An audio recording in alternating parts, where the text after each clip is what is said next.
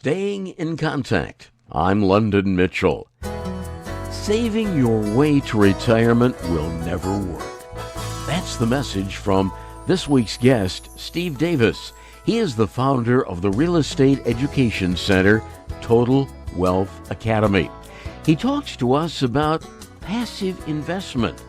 Start now. Does not matter how old you are, because he says you don't have to scrimp and save for those golden years. And miss out on life and for the promise of these golden years. Well, the golden years never come. The other thing people don't like to admit is getting old sucks. You know, it's much better to make love to your wife under the Eiffel Tower in your 30s and 40s than it is in your 60s and 70s. But we're all told to put it off, scrimp and save. And when you retire, then you get to go to France, then you take the cruises, then you go to Greece. And it's just a bunch of BS. You said only 5% of us will be able to retire successfully? Yeah. If you look at I originally got it from Kiyosaki in the book Rich Dad, Poor Dad. And it's really, I'm really summarizing it, but it's like, and even Tony Robbins says it, by age 65, most people are dead or dead broke. If you look at the statistics, you know, the average 65-year-old has 170 grand in the bank. They're not retiring. They got to keep working. You can't retire on 170 grand. And women are living 18.5 years in retirement. You got to have 18.5 years worth of bills. And as a male in a heterosexual relationship, you're responsible for that.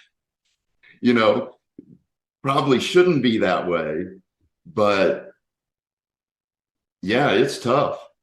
Your idea about getting a second stream of income, are you saying that this is what's called passive investing, or how do you define that?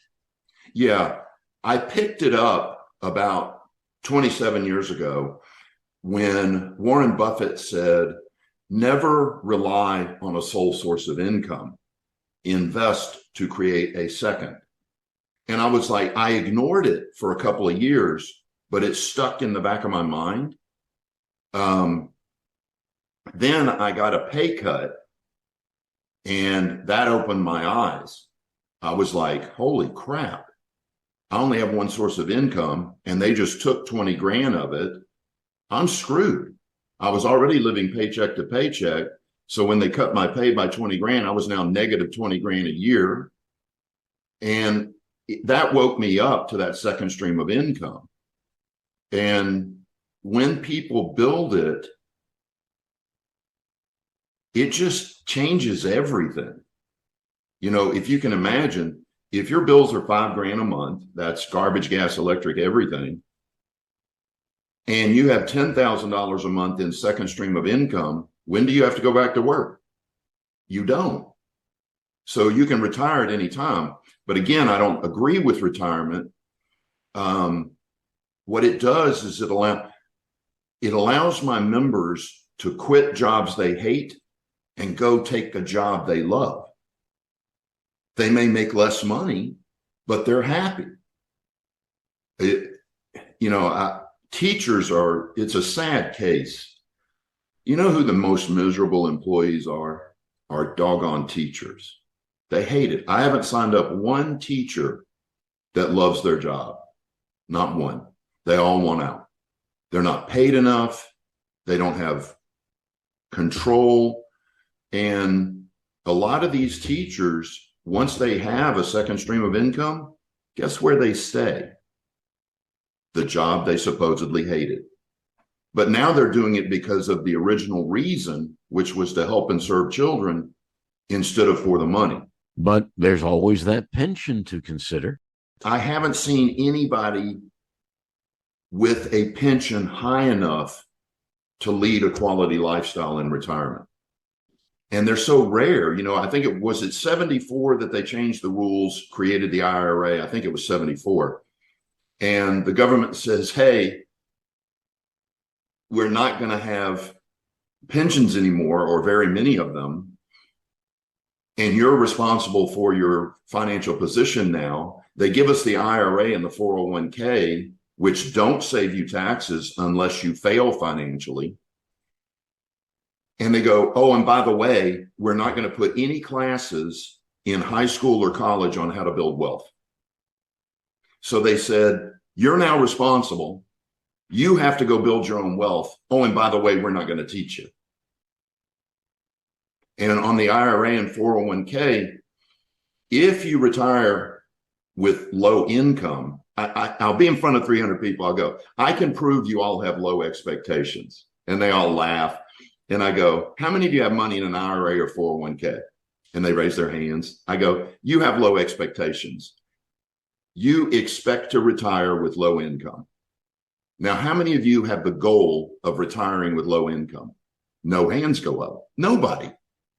Then why is your money in an IRA or 401k? Because the only way they save you money is if you retire with low income. If you save up $1 million, if you make $100,000 a year and you're in the 23% tax bracket, you save up $1 million, retire, and take $100,000 out that year. Guess what tax bracket you're in? 23%.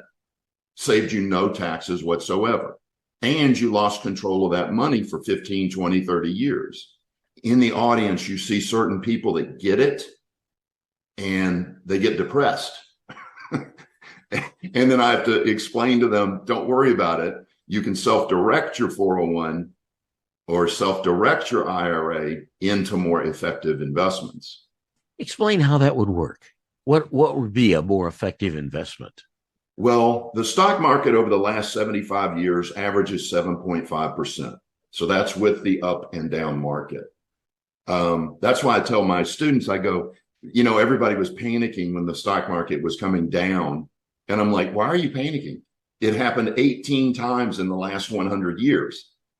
18 times the stock market has crashed in the last 100. Why are you shocked at this? You're going to get 7.5%, even with the crash, even with the ups. You're going to get 7.5, but not anything more. The internal rate of return on the average real estate deal is in excess of 20%. So we're making about 3 times as much as people in the stock market.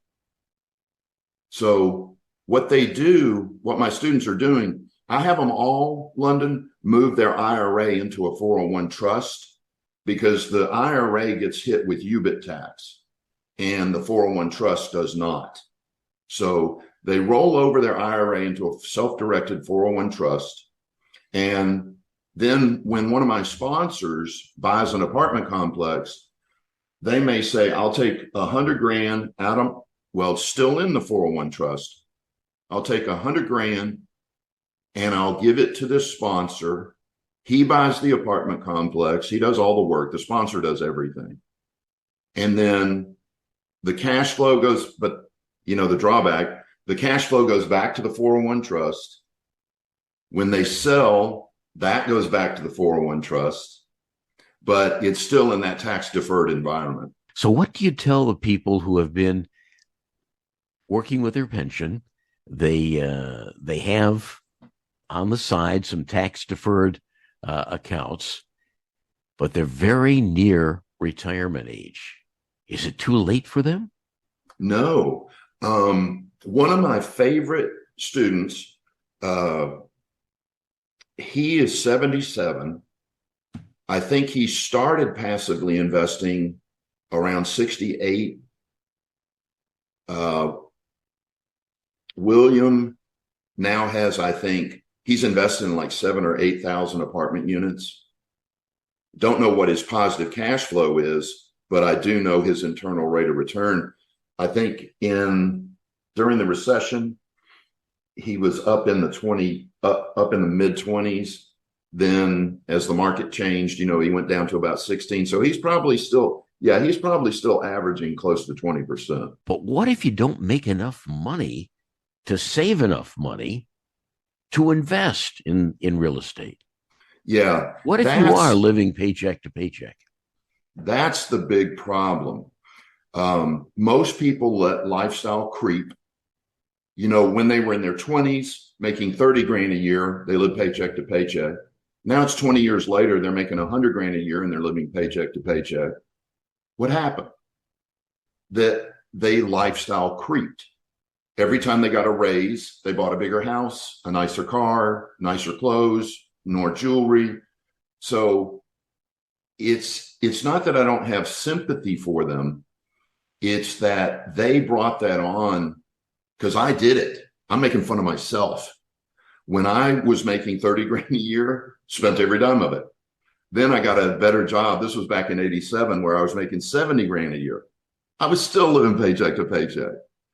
So where'd that 40 grand go? In lifestyle creep. I had to have the latest car, bigger house, all the stupidity. And so what people like that do is they have to start with single family and they have to be active investors. Brian Cowan, who's speaking actually at my office tomorrow night, I think he's got about 8 houses. He picked up about $240,000 worth of equity when he purchased them. So he's got about 8 times 4, 16, 30. He's got about $3,200 a month cash flow and picked up that $240,000 equity. That's how you got to start. Then now Brian is going to sell those, take his 240, which should be a little more than that now, and then he'll passively invest that 240. If I understand correctly, investing or setting aside some money, even if you're working paycheck to paycheck, that investment or set aside becomes almost like a utility payment, a must do, or your mortgage payment, or putting gas in the car. London. That's well put, because I always had trouble saving, as I described. And the reason I like real estate is because it forced me to save.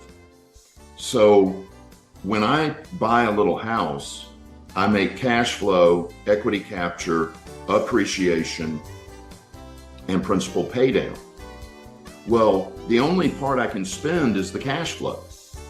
The appreciation, the equity capture, and the principal pay down are like a forced savings program. You can't spend it, and it just grows. Steve Davis is the CEO and founder of Total Wealth Academy. You can find out more at his website, totalwealthacademy.com. I found our chat with Steve interesting, and there's a lot more, and we'll share it next week.